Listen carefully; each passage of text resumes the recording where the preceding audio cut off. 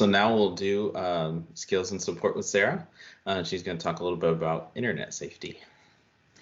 Yeah, so we received a question this week from somebody asking about how to make sure that our kids and teens are sticking to appropriate and safe boundaries while they're on social media and online with their friends. But there's also the difficulty of, wanting to make sure that our kids are able to still have that social interaction online, which is a huge part of how they're getting any social interaction right now. So I wanted to share some tips with you today to kind of go through how to maybe have the best of both worlds. So I will pull up my screen.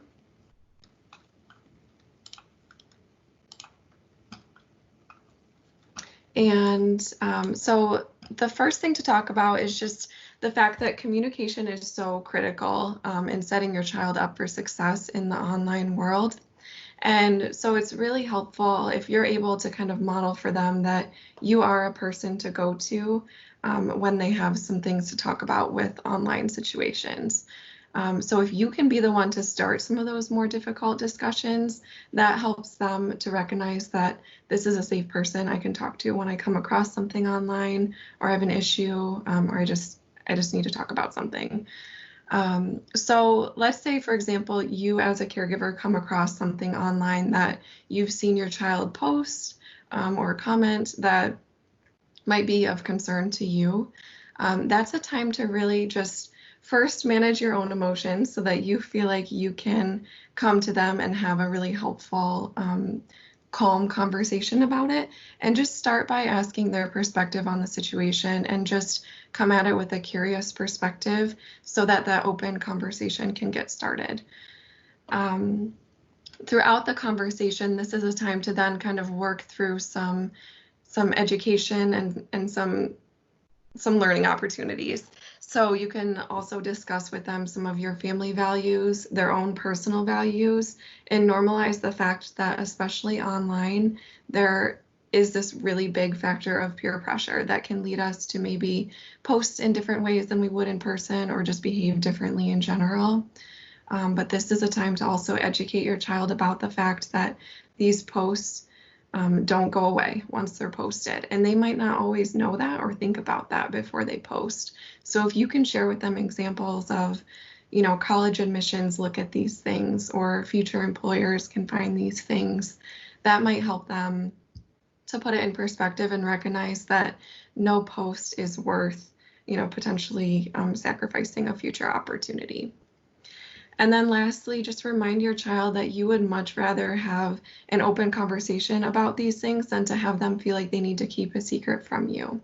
So what's important with that is that, if you do open that door to have these conversations with your child, it's critical that they feel safe to come to you to talk about it. So this is just kind of a friendly reminder to try to, take the time for yourself to manage your own emotions first before having those conversations, and really have the focus be on learning rather than more of a punitive focus when those conversations come up. And next is to make sure that you guys establish boundaries together. So set up some specific social media times that your child or teen can be on the internet and using their apps on their phone or their tablet.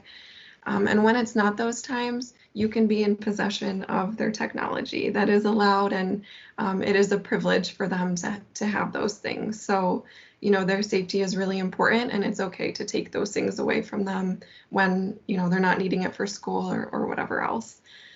And it's also really helpful if you guys can collaboratively come up with a list of rules for online behavior. So I included some examples of some rules that some topics for rules to consider when you're having this conversation.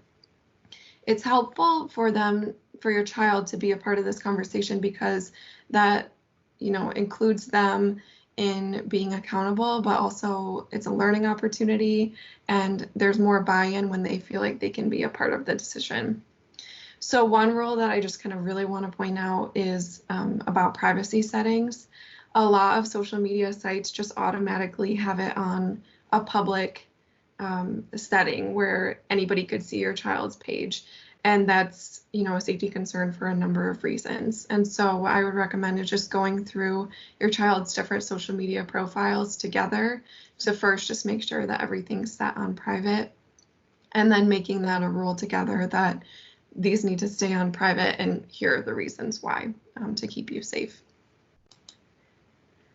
And then lastly, just to focus on, you can have privacy. Your child can have privacy within reason.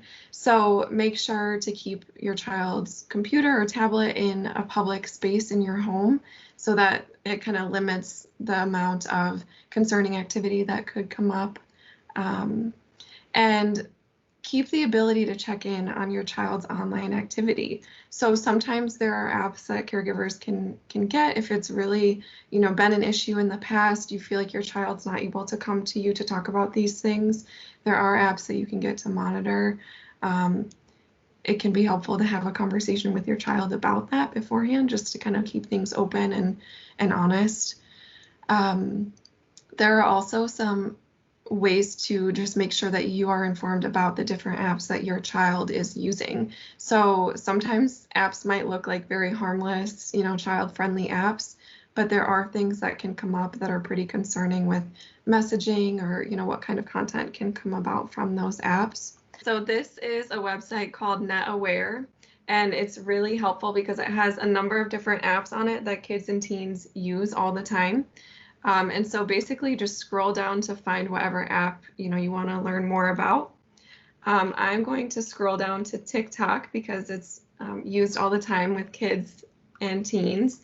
So when you click on the app, it brings you to a page that gives you just a general overview of what the app is. It gives an official age rating, which is really helpful to kind of know who it might be appropriate for. And then it also shows some different risks that are associated, with any app, but it gives kind of the severity of the risk that is associated with this one in particular.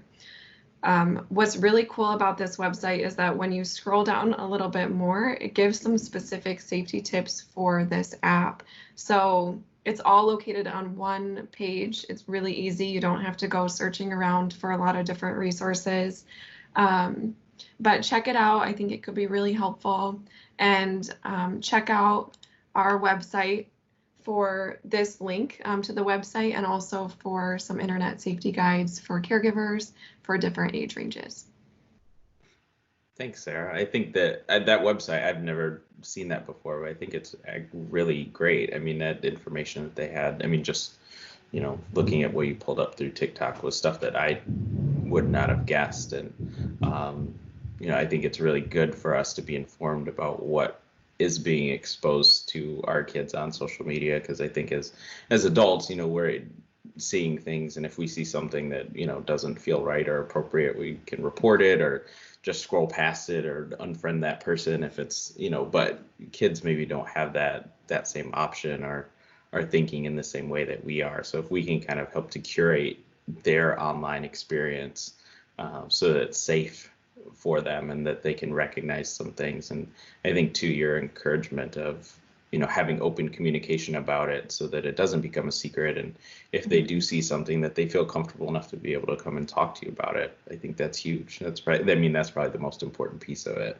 is if they are going to use it, that they know that they can come and talk to you about it and have just an open conversation if they see something that doesn't make them feel comfortable or is weirded out, and that as adults we have the tools to be able to manage that and keep them safe. Yeah, absolutely. I agree. We want to set everyone up for success and make sure that it's a generally positive environment and used for, social interactions that are healthy. So, yeah, I'm glad you found those resources helpful. Yeah, it's great.